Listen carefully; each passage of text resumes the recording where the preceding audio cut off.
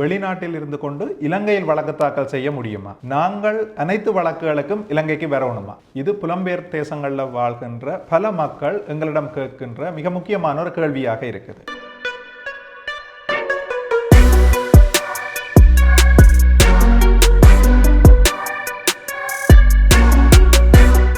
அனைவருக்கும் வணக்கம். நான் சட்டத்தரணி தனஞ்சயன். இந்த வீடியோவில் நாங்கள் பார்க்க போகிற விடயம் புலம்பெயர் நாடுகளில் அல்லது இலங்கையை விட்டு வெளியில் இருந்து வேறொரு நாட்டில் இருந்து இலங்கைக்குள்ளே சிவில் வழக்குகளை தாக்கல் செய்ய முடியுமா இல்லையா என்பது தொடர்பாக இந்த வீடியோவில் பார்க்க போகிறோம். உண்மையில் நீதிமன்ற வழக்குகளை நாங்கள் எடுத்துக்கொண்டால் சிவில் வழக்குகள், கிரிமினல் வழக்குகள் என்று இரு பிரதான பிரிவுகளாக வழக்குகளை நாங்கள் பிரிக்க முடியும்.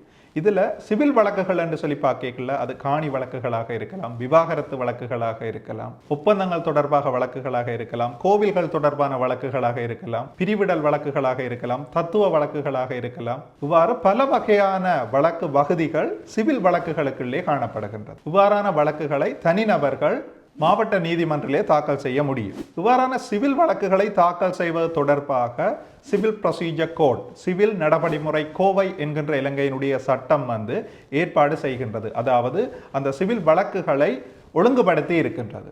சிவில் ப்ரொசீஜர் கோடின் அடிப்படையில் தான் இலங்கையிலே நாங்கள் சிவில் வழக்குகளை தாக்கல் செய்ய முடியும். நாங்கள் சிவில் வழக்குகளை தாக்கல் செய்கின்ற போது அது சுருக்க முறையான வழக்குகளாகவோ அல்லது கிரம முறையிலான வழக்குகளாகவோ அமையும். இவ்வாறான வழக்குகளில் சம்பந்தப்பட்ட நபர் பதிலி, அதாவது ப்ராக்ஸி எனப்படுகின்ற ஒரு ஆவணத்தில் கையொப்பமிட்டு ஒரு பதவி பெற்ற சட்டத்தரணியை நியமித்து அவர் ஊடாக அந்த வழக்கை தாக்கல் செய்வார். எங்களுக்கு தெரியும், இலங்கையில குறிப்பாக வடக்கு கிழக்கில் உள்ள பல லட்சக்கணக்கான மக்கள் புலம்பெயர் தேசங்கள்ல வாழ்ந்து வருகிறார். அவர்களுக்கு இலங்கையில காணி பூமிகள், சொத்துக்கள், இதர தேவைகள், சட்ட ரீதியான தேவையான விடயங்கள் அதிகமாக காணப்படுது. அப்படியான சந்தர்ப்பங்கள்ல அவர்கள் இலங்கையில ஒரு சிவில் வழக்கை தாக்கல் செய்ய வேண்டும் என்று சொல்லி சொன்னா அவர்கள் இலங்கைக்கு நேரடியாக சட்டத்தரணி ஒருவரை சந்தித்து அந்த சட்டத்தரணியை தங்களது பதவி பெற்ற சட்டத்தரணியாக நியமித்து குறித்த வழக்கை தாக்கல் செய்ய முடியும். அவ்வாறு இல்லாத சந்தர்ப்பங்களில் இலங்கைக்கு வர முடியாத நபர்கள் அல்லது இலங்கையிலே நடைபெறுகின்ற குறித்த சிவில் வழக்குக்கு ஒவ்வொரு தவணையும் வர முடியாதவர்கள் என்ன செய்ய முடியும் என்கின்ற ஒரு மிகப்பெரிய வினா ஒன்று இருக்கின்றது. இவ்வாறான பிரச்சனை உள்ள நபர்களுக்கான ஒரு தீர்வாகத்தான்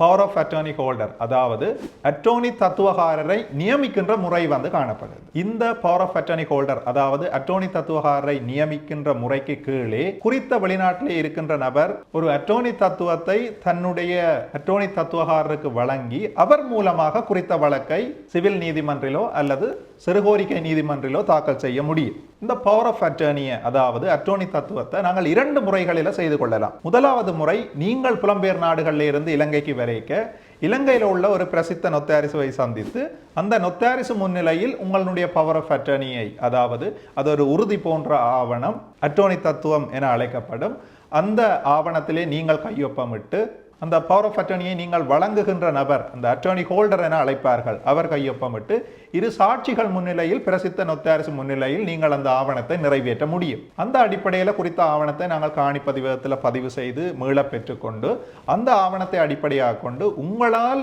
நியமிக்கப்பட்ட நபர், அதாவது அந்த அட்டர்னி தத்துவகாரர் ஊடாக நாங்கள் சிவில் நீதிமன்றங்களிலே வழக்கு தாக்கல் செய்ய முடியும். இது இலங்கைக்கு நீங்கள் வரக்கூடிய ஒரு நபராக அல்லது உங்களுடைய வெக்கேஷன் காலப்பகுதிக்குள்ள வரக்கூடிய ஒரு நபராக இருந்தால் இவ்வாறான நடைமுறையிலே அந்த பவர் ஆஃப் அட்டர்னியை வழங்கக்கூடியதாக இருக்கு. குறித்த சந்தர்ப்பத்தில் நீங்கள் இலங்கைக்கு வர முடியவில்லை என்று சொல்லி சொன்னால் குறித்த அட்டர்னி தத்துவத்தை நீங்கள் உங்களுடைய நாட்டில் இருந்தே வழங்கக்கூடியதாக இருக்கு. அது எவ்வாறு என்று சொல்லி பார்க்கின்ற போது, நீங்கள் வெளிநாட்டில் இருக்கின்ற உங்களுடைய சட்டத்தரணி ஊடாக, அதாவது புலம்பெயர் நாடுகளிலே சொலிசிட்டர் அல்லது பாரிஸ்டர் என அழைப்பார்கள், அந்த சட்டத்தரணி ஊடாக அல்லது இலங்கையிலே இருக்கின்ற ஒரு பிரசித்த நொத்தாரிசு ஊடாக அந்த பவர் ஆஃப் அட்டர்னி என அழைக்கப்படுகின்ற ஆவணத்தை தயாரித்து உங்களின் நாடுகளிலே உள்ள சொலிசிட்டர் அல்லது பாரிஸ்டர் ஒருவர் முன்னிலையில் அந்த ஆவணத்தை நீங்கள் அத்தாட்சிப்படுத்தி உங்களுடைய பவர் ஆஃப் அட்டர்னியை உங்களுடைய பவர் ஆஃப் அட்டர்னி ஹோல்டருக்கு நீங்கள் வழங்க முடியும்.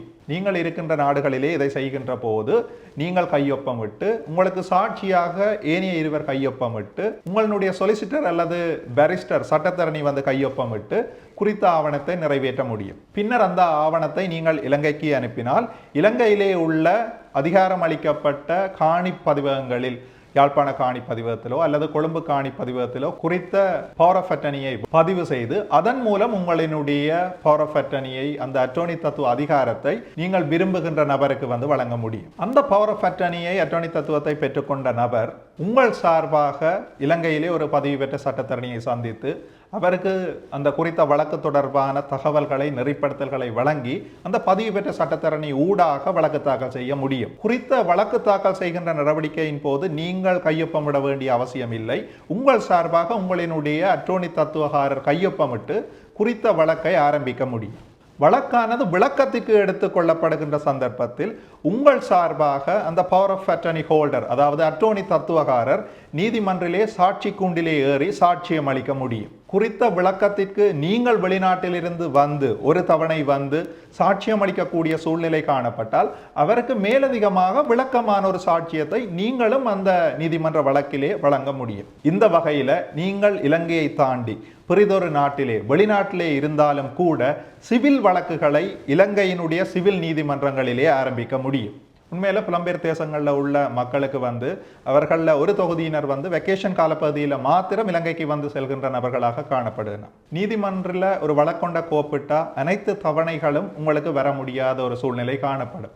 இந்த சூழ்நிலையில நீங்கள் இந்த பவர் ஆஃப் அட்டோர்னி தத்துவம் என அழைக்கப்படுகின்ற அந்த அதிகாரத்தை உங்களுக்கு நம்பிக்கையான ஒரு நபருக்கு இலங்கையிலே வழங்கி அவரூடாக இந்த வழக்கை கோப்பிட்டு நீங்கள் இந்த வழக்கை முன்னெடுத்து செல்ல முடியும். உண்மையில இந்த விடயம் பல மக்களுக்கு தெரியாம இருக்குது. அவர்கள் தெரியாதால அவர்களுக்கு சில முக்கியமான பிரச்சனைகள் இருந்தும், அதாவது காணிப்பிணக்காக இருக்கலாம், அல்லது விவாகரத்தொண்டு பெற்றுக்கொள்ள வேண்டிய ஒரு சூழ்நிலை ஒன்று இருக்கலாம், அல்லது காசுகள் தொடர்பான பிரச்சனைகள் வழக்குகள் இருக்கலாம். இந்த வழக்குகளை கோப்பிடாமல் அவர்கள் காத்து கொண்டிருக்கின்றார்கள். உண்மையில இப்படியான நபர்கள் தங்களுடைய அட்டோர்னி பத்திரத்தை இலங்கையில் உள்ள தங்களுக்கு நம்பிக்கையான ஒரு நபருக்கு வழங்கி அவரூடாக இந்த சிவில் வழக்குகளை கோப்பிட்டு தங்களுடைய நீதியை இலங்கை நீதிமன்றங்களிலே பெற்றுக்கொள்ளக்கூடியதாக இருக்கும். நான் ஏலவே குறிப்பிட்டது போல உங்களால் குறித்த விளக்க தவணைகளில் இலங்கைக்கு சாட்சியம் வழங்கக்கூடியதாக இருந்தால் அது மேலும் சிறப்பான ஒரு விடயமாக இருக்கும். அந்த ஒட்டுமொத்த வழக்கு நடவடிக்கைகளிலும் உங்களுக்கு விளக்கத்துக்காக அழைக்கப்படுகின்ற ஒரு தினம் நீங்கள் நீதிமன்றத்திற்கு அந்த சாட்சியத்தை வழங்கினால் அது போதுமானதாக இருக்கும்.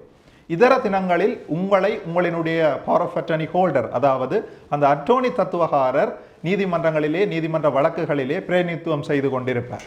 அந்த அட்டோர்னி தத்துவகாரருக்கு மேலாக உங்களினுடைய பதிவு பெற்ற சட்டத்தரணியும் உங்களை தொடர்ச்சியாக நீதிமன்ற வழக்குகளிலே பிரதிநிதித்துவம் செய்து கொண்டிருப்பார். இந்த அடிப்படையில் இலங்கையில நீங்கள் சிவில் வழக்குகளை கோப்பிட்டு உங்களுக்கான நீதியை பரிகாரத்தை பெற்றுக்கொள்ளக்கூடியதாக இருக்கும். இந்த அட்டோர்னி தத்துவம் வழங்குவது தொடர்பாக உங்களுக்கு ஏதாவது சந்தேகங்கள் இருந்தால் அந்த சந்தேகத்தை நீங்கள் இந்த காணொளியினுடைய கமெண்ட் பகுதியிலே குறிப்பிடலாம். இது போன்ற வீடியோக்களை நீங்கள் தொடர்ச்சியாக பார்வையிடணும் என்று சொல்லி சொன்னால் கனன்சியன் LLB என்கின்ற இந்த யூடியூப் தளத்தை சப்ஸ்கிரைப் பண்ணி கொள்ளலாம். தமிழால் அறிவார்ந்த சமூகம் ஒன்றை உருவாக்குவோம். நான் சட்டத்தரணி தனஞ்சயன். நன்றி, வணக்கம்.